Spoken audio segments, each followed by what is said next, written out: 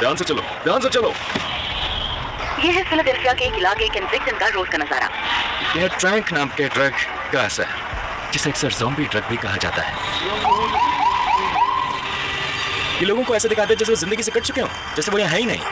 लोग यहाँ आते हैं और फिर ज़ॉम्बी बन जाते हैं। ये सब केंसिंगटन में हो रहा है, जहाँ ऐसा लगता है जैसे आप किसी पोस्ट अपोकैलिप्टिक शो के सेट पर आ गए। टेढ़े मेढ़े शरीर, बड़बड़ाती आवाजें और जख्मों से भरी बाहें। ये स्किन को खा जाती है। कोई इनकी मदद नहीं कर रहा, कोई बीच में नहीं आता। यहीं फिलाडेल्फिया अमेरिका में ये दुनिया का सबसे बड़ा ओपन एयर ड्रग मार्केट है। लेकिन जो आप देख रहे हैं वो सिर्फ लत नहीं है, ये एक सिस्टम की नाकामी है, दशकों की नाकाम पॉलिसीज और लालच का नतीजा। इस खतरनाक स्ट्रीट ड्रग का असली नाम है साइलेसी, जिसे ट्रैंक यानी ट्रैंकुलाइजर कहा जाता है। इस बाजार में लोग खुलेआम ड्रग्स खरीदते और इस्तेमाल करते हैं, बिल्कुल भी छुपाने की कोशिश नहीं करते। बेहद गरीबी, बेघर जिंदगी, नशा और मानसिक समस्या, ये सब कुछ अमेरिका की सबसे मशहूर सरकारी इमारतों से बस कुछ मिनट की दूरी पर है, ठीक अमेरिकन ड्रीम की धरती पर।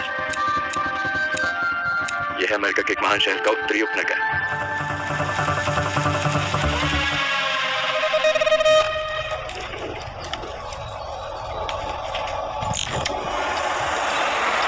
हम फिलाडेल्फिया पेंसिल्वेनिया में हैं, वॉशिंगटन डीसी से सिर्फ 2 घंटे की दूरी पर और न्यूयॉर्क सिटी से भी सिर्फ 2 घंटे दूर।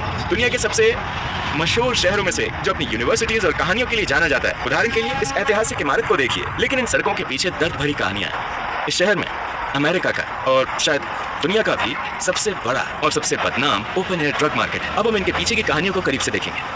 अफीम से लेकर ट्रैंक तक।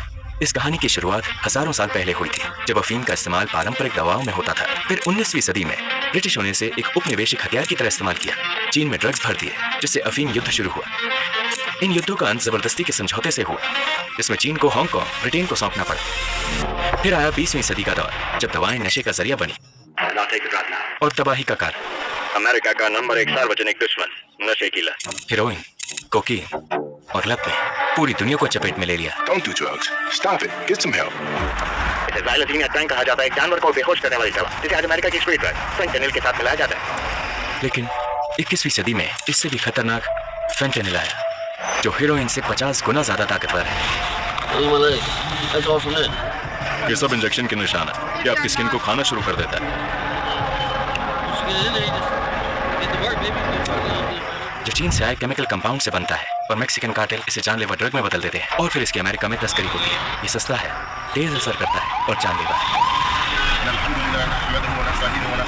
यहीं से सब शुरू हुआ था, इसलिए अब आप देखेंगे कि तादाद बहुत ज्यादा बढ़ चुकी है।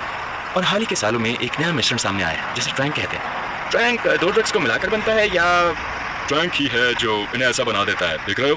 फेंटेनिल फेंटेनिल और ट्रैंक का असर है। हाँ, ये भी किस ड्रग पर है, फेंटेनिल या ट्रैंक? दोनों पर। वो दोनों ले चुका है। क्या कहा तुमने डार्लिंग? उसने कहा कि उसे ट्रैंक ज्यादा पसंद है। ट्रैंक ज्यादा शक्तिशाली है? हाँ, क्योंकि ट्रैंक उन्हें ज्यादा देर तक नशे में रखता है। ट्रैंक फेंटेनिल और ज़ाइलेज़ीन का कॉम्बिनेशन है, एक पशु ट्रैंकुलाइजर, जिसे घोड़ों जैसे जानवरों के लिए बनाया गया है, इंसानों के लिए बिल्कुल भी नहीं। इसका नतीजा विनाशकारी है। तो हम इस वक्त एक संस्था के साथ हैं, पेंस ऑफ प्राइमरी के। अगर कोई ड्रग्स छोड़ना चाहे तो आप उनकी मदद करते हो? हाँ। कैसे मदद करते हो? क्या आप उन्हें घर या रहने की जगह देते हो? हम उन्हें हाउसिंग प्रोग्राम या किसी शेल्टर में शामिल होने में मदद कर सकते हैं। हमारी पहली कोशिश होती है कि पहले उन्हें ड्रग्स से बाहर निकालें। मतलब सबसे अच्छा है कि वो इनपेशेंट ट्रीटमेंट लें। अब जो ड्रग है वो पहले जैसा नहीं रहा। लोग डिटॉक्स या रिहैब जाते हैं, लेकिन फिर भी ट्रैंक से बीमार ही रहते हैं, क्योंकि अस्पतालों और रिहैब सेंटर्स को नहीं पता कि इसका इलाज कैसे किया जाए। इसीलिए आजकल बहुत लोग रिहैब जाने से हिचकिचाते हैं। हाँ, जो लोग नहीं जानते कि ट्रैंक और फेंटेनिल क्या होते हैं, उनके बीच क्या फर्क है, तो फेंटेनिल एक ओपिएट है। ये हेरोइन जैसा है, लेकिन बहुत ज्यादा ताकतवर। सस्ता भी है। हाँ, ये बहुत सस्ता है, क्योंकि इंसानों ने बनाया। बिल्कुल सही। इसे इसी मकसद से बनाया है। बिल्कुल। यहाँ देखो, ये इसी का असर है। तो ये असर किस ड्रग का है?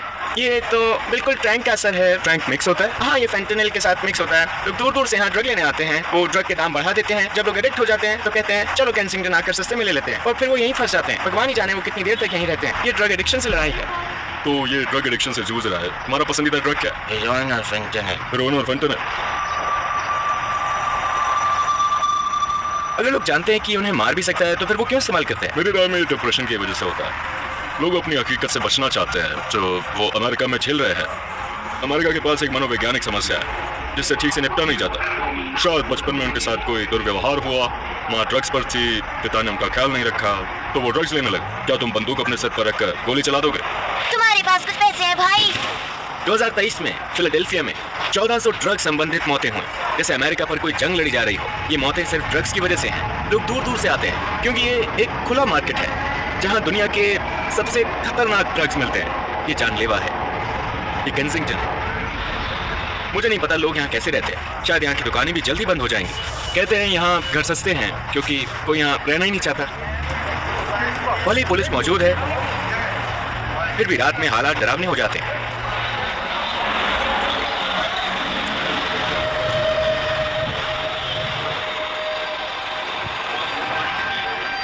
ये वो इलाका है जहाँ सबसे ज्यादा घटनाएं होती हैं।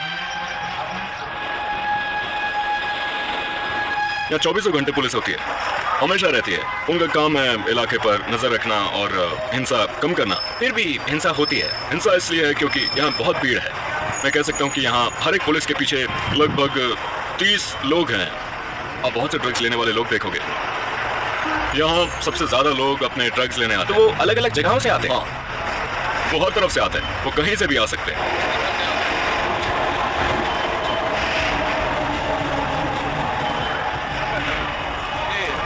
यहाँ बहुत सारे लोग हैं जो सबसे ताकतवर ड्रग्स के असर में हैं।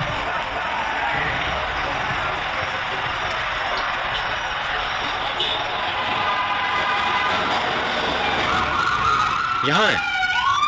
इसे ज़ॉम्बी लैंड कहते हैं।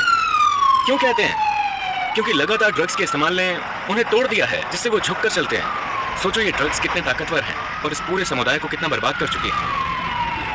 उसके साथ क्या हुआ? तुम ठीक हो स्वीटी? तुम ठीक हो? तुम्हें मदद चाहिए? तुम ठीक हो? हाँ, वो ठीक है। वो भी ठीक है। ये कोई नॉर्मल जगह नहीं है जहां से आसानी से निकला जा सके, खासकर दुनिया के सबसे अमीर देश के किसी इलाके में।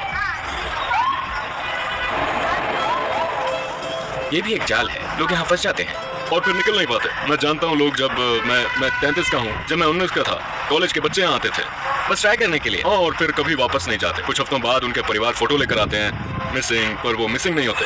ये आम बात है। लोग यहाँ आते हैं और हमेशा के लिए फंस जाते ये खोए हुए लोग हैं जो नशे में खोए हैं। परिवार को पता नहीं होता वो कहाँ है। आखिरी बार 29 मार्च को देखा गया। ये आखिरी बार था जब किसी ने उसे देखा। इस साल लोग घूमते हैं और फोन दिखाकर पूछते हैं क्या आपने इस बंदे को देखा है।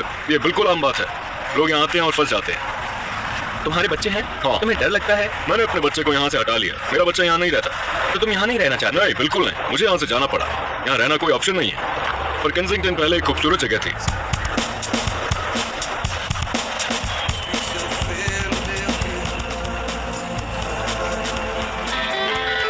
क्या तुम्हें लगता है कि सभी ड्रग्स अमेरिका में बंद हो जाने चाहिए? हाँ, 100%। ड्रग्स परिवारों को बर्बाद कर देते हैं।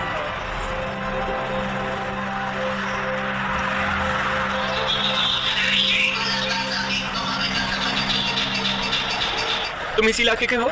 जन्म परवरिश यही हुई है दोस्त, पूरी जिंदगी। इन्हें किस ड्रग ने मारा है? तुम यहाँ $2 में भी कुछ खरीद सकते। $2 में ड्रग्स? हाँ, $2। इतना सस्ता क्यों? ये हर जगह। यहाँ हर जगह ड्रग्स मिलते हैं। ये बहुत सस्ते हैं। यहाँ से लोग हैं जिनके पास $1 के ड्रग्स है। लोग इस बात को नहीं जानते। सरकार ही से सप्लाई करती है। सच में? हाँ, सच में। सरकार ही सप्लाई करती है।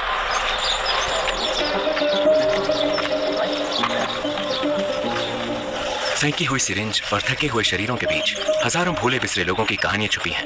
मेरा नाम जॉन है। मैं 18 साल से ड्रग्स ले रहा हूँ और पिछले 3 सालों से जब भी मैं इंजेक्ट करता हूँ। अब देखेंगे मेरे पैरों पर भयानक घाव हैं। ये बहुत बुरा है। मुझे अस्पताल में होना चाहिए। उन्होंने 15 बार मुझे भर्ती करने की कोशिश की पर वो मेरी मदद के लिए कुछ नहीं कर पाए। मेरे पैरों पर मक्खियाँ घूमती रहती है। उन्हें मेरे बैंडेज और जीन्स और बाकी कपड़ों से इन्फेक्शन की गंध आती है।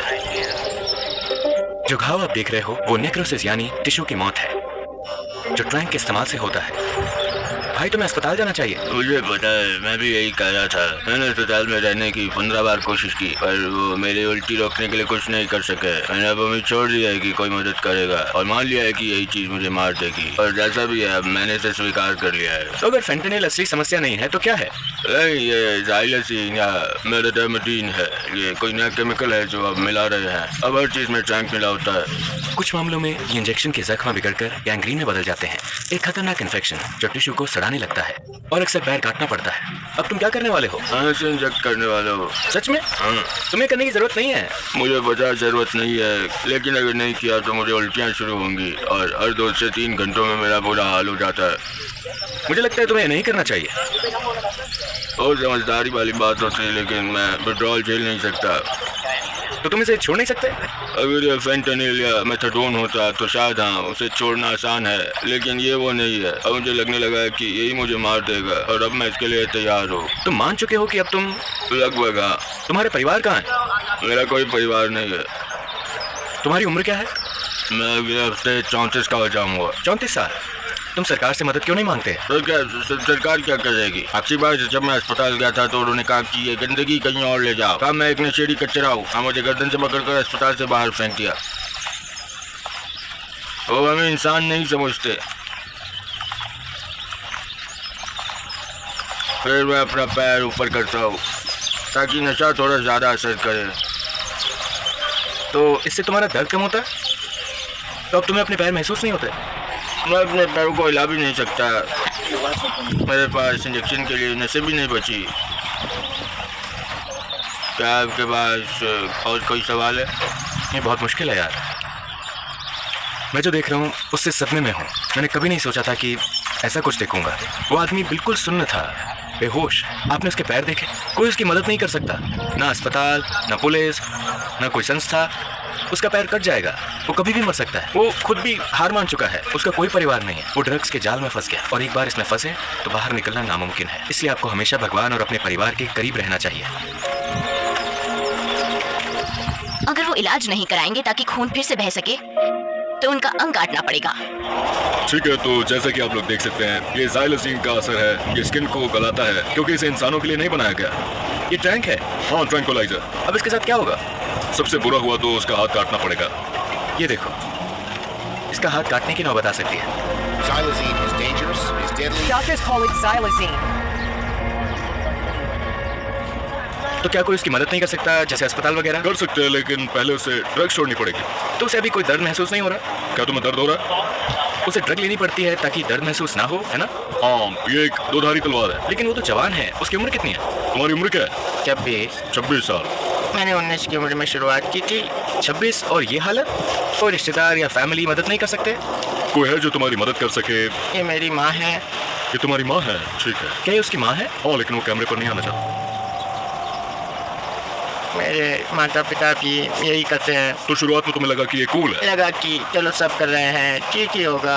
जब आप अपने रोल मॉडल्स को ऐसा करते देखते हो तो लगता है सब ठीक है। तो तुम और मैं अलग नहीं है, क्योंकि मैंने भी पहली बार अपने घर में ही ड्रग्स देखी थी। क्योंकि ये असली दुनिया से भागने का तरीका है, एक ऐसी दुनिया जिससे आप अभी तक नहीं लड़े हो। हाँ, वही हाँ। इससे बेहतर है इससे पूरी तरह दूर रहना। हाँ, सच में, क्योंकि हालात बहुत जल्दी बिगड़ जाते हैं सब कुछ, और सबको खोना बहुत आसान हो जाता है। ये कोई जीने का तरीका नहीं ठीक है। है भाई, शुक्रिया। तुम्हारा अच्छा दिन हो। तुम्हारा भी धन्यवाद। यहाँ इंजेक्शन का मतलब इलाज नहीं है, बल्कि दर्द का और कई बार मौत का। चैनल को सब्सक्राइब करें और कनाडा से अगले एपिसोड के लिए जुड़े रहें।